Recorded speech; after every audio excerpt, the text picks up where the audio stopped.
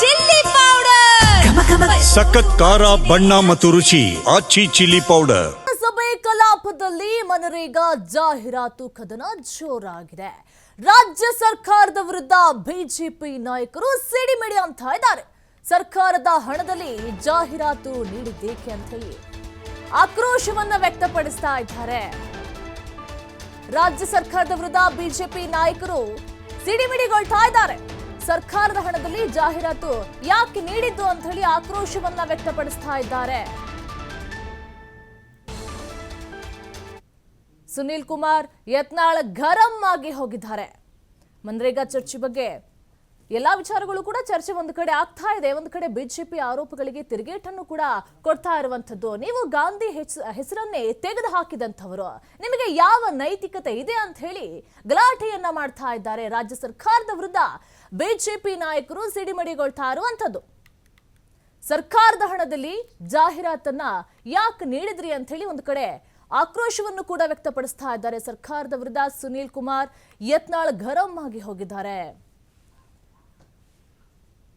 ರಾಜ್ಯ ಸರ್ಕಾರದ ವಿರುದ್ಧ ಬಹಳ ಆಕ್ರೋಶ ಕೇಳಿ ಬರ್ತಾ ಇದೆ.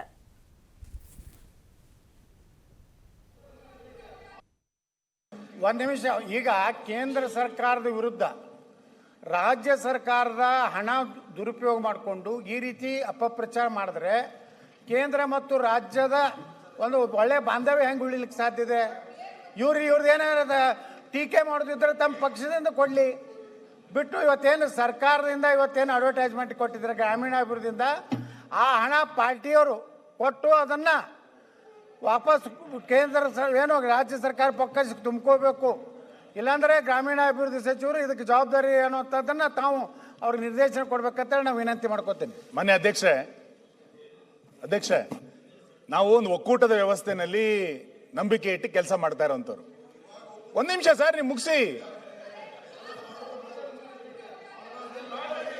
ಇವಾಗ ಒಕ್ಕೂಟದ ವ್ಯವಸ್ಥೆ ನಂಬಿಕೆ ಇದೆ.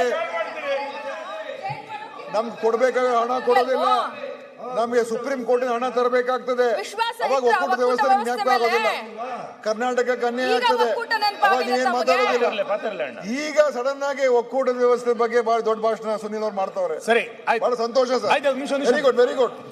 ಪುನ್ನಣ್ಣವರು ಬಹಳ ಕೋಆಪರೇಟಿವ್ ಫೆಡರಲಿಸಂ ಅಂತ ತುಂಬಾ ಮಾತಾಡಿದ್ರಲ್ಲ, ಈ ಅಡ್ವರ್ಟೈಸ್ಮೆಂಟ್ ಅದು ಉದಾಹರಣೆನಾ? ಒಂದು ನಿಮಿಷ ಬಹಳ ಎಷ್ಟೆಲ್ಲ ಅವರು ಕೋಆಪರೇಟಿವ್ ಫೆಡರಲಿಸಂ ಅಂತ ನೂರಕ್ಕೆ ನೂರು ಸತ್ಯ. ಕೇಂದ್ರ ಸರ್ಕಾರ ರಾಜ್ಯ ಸರ್ಕಾರ ಹೇಗೆ ಈ ರೀತಿ ಕೇಂದ್ರ ಸರ್ಕಾರ ಮಾಡಿದಂತ ಒಂದು ಕಾಯ್ದೆಯನ್ನ ರಾಜ್ಯ ಸರ್ಕಾರ ತನ್ನ ಇಲಾಖೆ ಹಣದಿಂದ ಇವತ್ತು ಅಡ್ವರ್ಟೈಸ್ಮೆಂಟ್ ಅನ್ನ ಕೊಟ್ಟಿದೆ. ಆಯ್ತು, ಇವರು ಅದಕ್ಕೇನೋ ಸಮರ್ಥನೆ ಮಾಡ್ಕೋತಾ ಇದ್ದಾರೆ. ನಾನು ಕೇಳ್ತೀನಿ ನಿಮಗೆ, ನಾಳೆ ರಾಜ್ಯ ಸರ್ಕಾರದ ಯಾವುದೋ ಒಂದೆರಡು ಕಾನೂನು ಬರುತ್ತೆ. ನಮ್ಮದೇ ಬೆಂಬಲಿತ ಗ್ರಾಮ ಪಂಚಾಯಿತಿಗಳಿದೆ, ನಮ್ಮ ಗ್ರಾಮ ಪಂಚಾಯಿತಿಯ ಜಿಲ್ಲಾ ಪಂಚಾಯಿತಿಗಳು ನಗರಸಭೆಗಳಿದೆ.